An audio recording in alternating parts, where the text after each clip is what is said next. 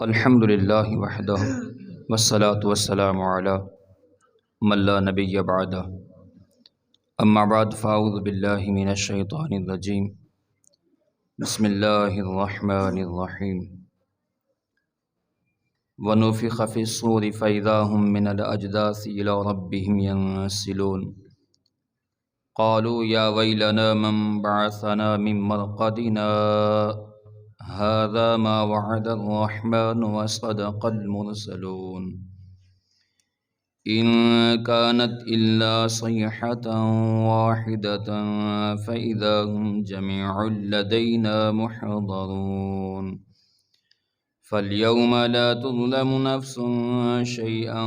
ولا تجزون إلا ما كنتم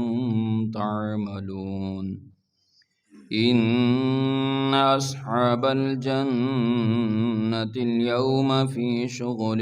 فاكهون هم وأزواجهم في ظلال على الأرائك متكئون لهم فيها فاكهة ولهم ما يدعون سلام قولا من رب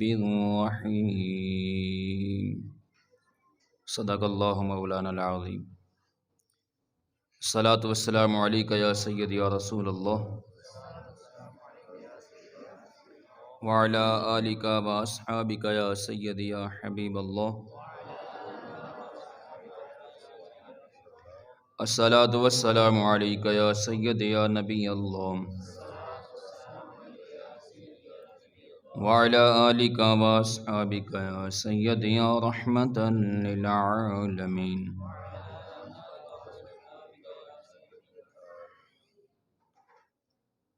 حمد و صلات کے بعد معزز و حاضرین و سامعین، آج ہم آیت نمبر 51 سے 58 تک اللہ کے فضل سے مطالعہ کریں گے۔ کل ہم نے پڑھا تھا کفار کے جو وہ رسول اللہ صلی اللہ علیہ وآلہ وسلم پر انہوں نے اعتراض کیا تھا کہ قیامت بتائیں قیامت کب آئے گی اور اس کا وقت مقرر کریں اگر آپ سچے ہیں۔ اور رب العالمین نے پھر قیامت کا تذکرہ فرماتے ہوئے فرمایا کہ وہ تو ایک گرج ہوگی، یعنی ایک آواز آئے گی۔ تو کل جس سور کے بارے ہم نے پڑھا تھا وہ پہلا تھا، اور آج جس سور کا تذکرہ ہو رہا ہے یہ دوسری مرتبہ سور پھونکا جائے گا، اس کا تذکرہ اب ہو رہا ہے جب لوگ قبروں سے اٹھیں گے۔ تو اس کے متعلق رب العالمین نے فرمایا وَنُفِخَ فِي الصُّورِ فَإِذَا هُم مِّنَ الْأَجْدَاثِ إِلَىٰ رَبِّهِمْ يَنسِلُونَ، اور دوبارہ جب سور پھونکا جائے گا تو فوراً وہ اپنی قبروں سے نکل کر اپنے پروردگار کی طرف تیزی سے جانے لگیں گے۔ اس وقت ان کی آنکھوں سے تعصب کی جو عینک ہے وہ اتر جائے گی، اور یاد آ جائے گا کہ یہ تو وہی ہے جس کا اللہ تعالیٰ نے وعدہ فرمایا تھا، اور ہم اس کو جھٹلاتے رہے اور اس کے پیغمبروں کو جھوٹا کہتے رہے، اور ان پر یہ الزام لگاتے رہے کہ یہ لوگ ایسی انہونی باتیں اپنی طرف سے گھڑ کر ہمیں بیان کرتے ہیں، اللہ تعالیٰ کی طرف اپنی باتوں کو منسوب کرتے ہیں۔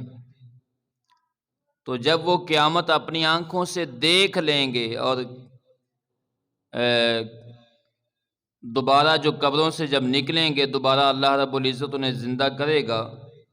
تو اس وقت وہ کہیں گے ہائے آج پتہ چلا کہ یہ وعدہ اللہ کا ہی تھا۔ اللہ کے رسولوں نے تو سچ فرمایا تھا، یہ تو اللہ کا ہی وعدہ ہے۔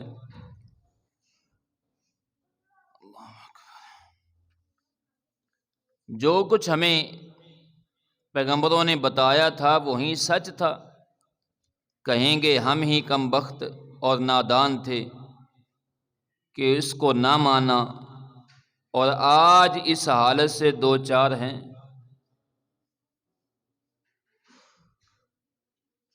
تو فرمایا قالوا یا ویلنا من بعثنا من مرقدنا ھذا ما وعد الرحمن وصدق المرسلون۔ اس وقت کہیں گے ہائے ہم برباد ہو گئے، کس نے ہمیں اٹھا کھڑا کیا ہے ہماری خوابگاہوں سے؟ اور اب آواز آئے گی، یہ وہی ہے جس کا رحمان نے وعدہ فرمایا تھا اور سچ کہا تھا اس کے رسولوں نے۔ لیکن اب پچھتائے کا کیا فائدہ جب چڑیاں چن گئی کھیت۔ قیامت والے دن جب وہ اپنی قبروں سے اٹھیں گے تو پھر پچھتائیں گے، کہیں گے یہ تو وہی دن ہے جس کا ہم انکار کرتے رہے تھے دنیا میں، جس کے بارے میں ہم کہتے تھے کہ مرنے کے بعد جب ہڈیاں جو ہے وہ سڑ جائیں گی، گل جائیں گی تو کون زندہ کرے گا؟ جب جسم جو ہے وہ ریزہ ریزہ یعنی خاک ہو جائیں گے اور خاک سے مل جائیں گے، ہڈیاں بوسیدہ ہو جائیں گی، انہیں کون زندہ کر سکتا ہے؟ تو اس وقت کہیں گے کہ ہائے افسوس۔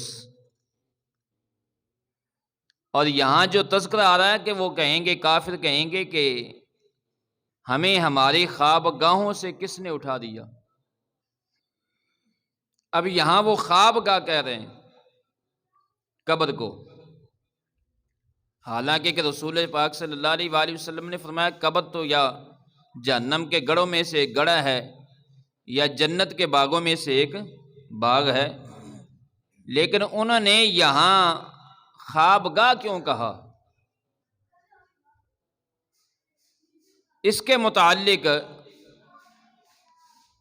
رسول اللہ صلی اللہ علیہ وآلہ وسلم کا فرمان ہے کہ جب پہلا سور پھونکا جائے گا، کل بھی میں یہ عرض کر رہا تھا کہ پہلا سور اور دوسرے سور کے درمیان 40 سال کا وقفہ ہوگا، تو جب پہلا سور پھونکا جائے گا تو ان کی قبروں سے عذاب کو ہلکا کر دیا جائے گا، اور وہ اس وقت وہ اپنی قبروں میں یعنی نیند کی حالت میں ہوں گے، 40 سال بیت جائیں گے، اور جب دوسرا سور پھونکا جائے گا تو جب وہ کھڑے ہوں گے تو اس نیند کو وہ کہہ رہے ہوں گے کہ ہماری خواب گاہوں سے ہمیں کس نے اٹھا کھڑا کیا؟ تو اس وقت آواز آئے گی ھذا ما وعد الرحمن، یہی ہے وہ جس کا رحمان نے وعدہ فرمایا تھا، یہی وہ دن ہے جس کا تم انکار کرتے تھے، جس کا اللہ نے تمہارے ساتھ وعدہ کیا تھا۔ اب یہاں دو قول ہیں، ایک قول یہ ہے کہ جب وہ کہیں گے کہ ہمیں ہماری خواب گاہوں سے کس نے کھڑا کیا، تو آگے سے فرشتے آواز دیں گے، اللہ کی طرف سے فرشتے آواز دیں گے کہ یہی وہ وعدہ ہے جو تم رحمان نے کیا تھا۔ اور ایک قول یہ ہے کہ وہ کافر ہی کہیں گے کہ یہی وہ دن ہے جس کا رحمان نے وعدہ کیا تھا۔ تو یہاں وہ اللہ رب العزت کی صفت رحمان سے پکاریں گے اس امید پر کہ اللہ ہم پر رحم فرما دے، لیکن قیامت کے دن مومن کے سوا کسی پر رحم نہیں ہوگا، مسلمانوں کے سوا کافر پر رحم نہیں کیا جائے گا۔ وَصَدَقَ الْمُرْسَلُونَ، اور جو اللہ کے رسولوں نے کہا تھا وہ سچ تھا۔ إِن كَانَتِ إِلَّا صَيْحَةً وَاحِدَةً فَإِذَا هُمْ جَمِيعٌ لَدَيْنَا مُحْضَرُونَ، نہیں ہوگی مگر ایک زوردار کڑک، پھر وہ فوراً سب کے سب ہمارے سامنے حاضر کر دیے جائیں گے۔ پھر ایک ہولناک قسم کی آواز آئے گی اور سب اللہ رب العزت کی بارگاہ میں حاضر ہو جائیں گے۔ فَالْيَوْمَ لَا تُظْلَمُ نَفْسٌ شَيْئًا وَلَا تُجْزَوْنَ إِلَّا مَا كُنتُمْ تَعْمَلُونَ۔ پس آج نہیں ظلم کیا جائے گا کسی پر ذرا بھر، اور نہ ہی بدلہ دیا جائے گا تمہیں مگر ان اعمال کا جو تم کیا کرتے تھے۔ یعنی قیامت کے دن کسی پر ظلم نہیں ہوگا، کافروں پر بھی ظلم نہیں ہوگا، بلکہ ان اعمال کا بدلہ دیا جائے گا۔ کافر کو جو قیامت کے دن جہنم میں پھینکا جائے گا تو یہ عدل ہوگا، اللہ کا انصاف ہوگا، اور مسلمان کو جو انعامات سے نوازا جائے گا یہ اللہ کا فضل ہوگا۔ مسلمانوں پر اللہ تعالیٰ اپنا فضل فرمائے گا، اور کافروں کے ساتھ عدل کیا جائے گا، اور عدل کی بنا پر انہیں جہنم میں ڈالا جائے گا۔ تو رب العالمین نے فرمایا قیامت کے دن کسی پر ظلم نہیں ہوگا، جو ہم دنیا میں بیجیں گے وہیں قیامت کے دن کاٹیں گے، وہیں ہماری آنکھوں کے سامنے ہوگا۔ ان اصحاب الجنت اليوم فی شغل فاکہون، بے شک ہم اہل بہشت آج حسب مراتب اپنے اپنے شغل سے لطف اندوز ہو رہے ہوں گے۔ اب یہاں ان کا تذکرہ ہو رہا ہے جنہوں نے دنیا میں اللہ رسول صلی اللہ علیہ وآلہ وسلم کی اطاعت و فرما برداری کی، جو رسول اللہ صلی اللہ علیہ وآلہ وسلم کے فرمان کے مطابق زندگیاں گزارتے رہے۔ اب یہاں ان کا تذکرہ ہو رہا ہے کہ اللہ رب العزت قیامت میں ان کو انعامات، کیسے انعامات سے نوازے گا۔ ان اصحاب الجنت اليوم فی شغل فاکہون، بے شک اہل بہشت آج حسب مراتب، یعنی جنت میں مختلف مراتب ہوں گے، تو حسب مراتب اپنے اپنے شغل سے لطف اندوز ہو رہے ہوں گے۔ اور یہاں جو اہل جنت کے حسب مراتب ہیں ان کے متعلق مفسرین نے یہاں بہت پیاری بات کی ہے کہ اہل جنت پر نعیم جنت کے دروازے کھول دیے جائیں گے، اور وہ وہاں کی لذتوں اور لطف سرور میں اس طرح کھو جائیں گے کہ انہیں دوسری کسی بات کی خبر نہ ہوگی۔ جنت کے نظاروں میں ایسے وہ کھو جائیں گے، وہ اور ان کی نیک بخت بیویاں،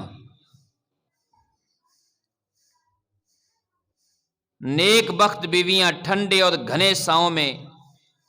مرصع اور آراستہ تختوں پر تکیہ لگائے بیٹھے ہوں گے۔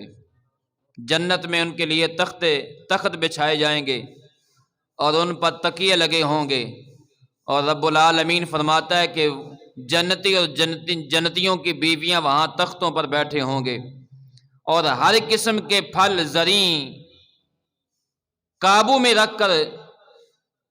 قابوں یعنی بڑے بڑے جو ہیں وہ جسے آج ہم تھال یا ٹرے کہتے ہیں، وہاں جنت کے تھال ہوں گے، قابوں میں رکھ کر حور و غلمان ان کی خدمت میں پیش کریں گے جنتیوں کے، اور ان کی ہر خواہش پوری کی جائے گی۔ جو چیز جنتی طلب کریں گے اللہ رب العزت ان کو مہیا فرمائے گا، ان کو عطا فرمائے گا۔ اور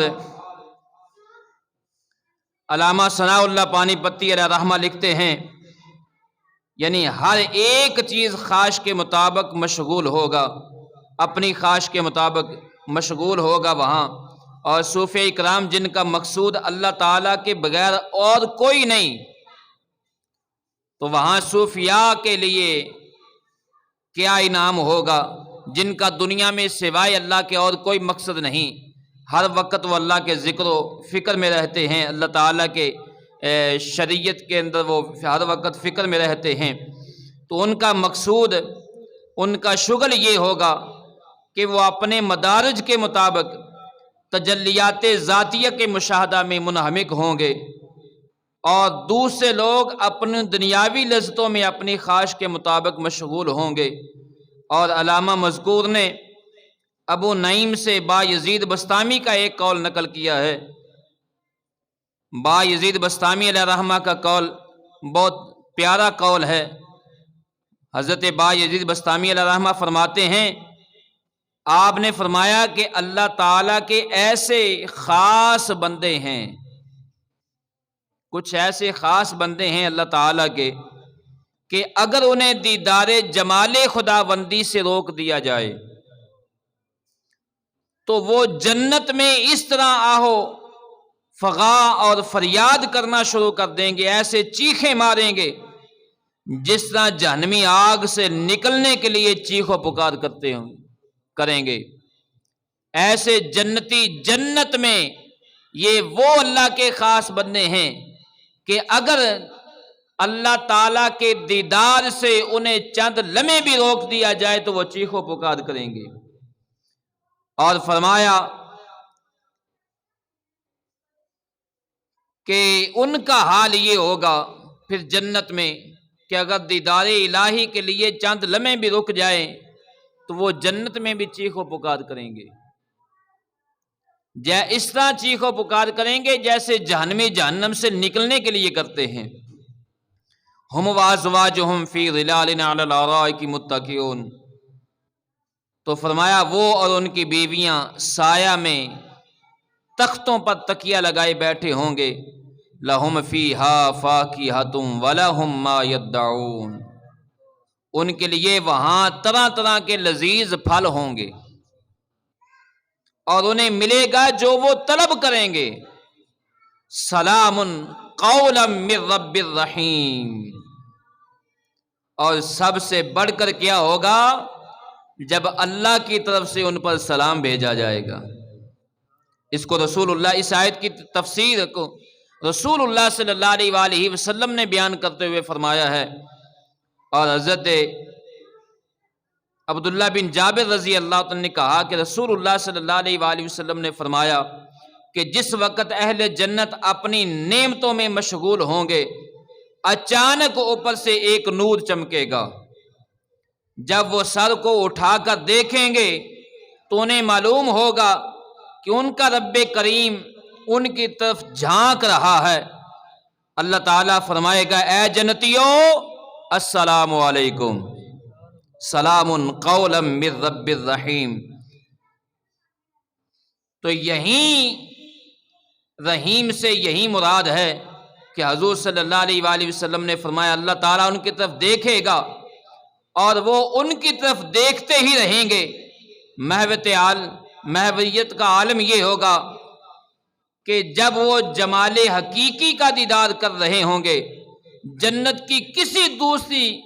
نعمت کا انہیں خیال تک بھی نہیں آئے گا۔ جب اللہ تعالیٰ کا دیدار ہو رہا ہوگا تو جنت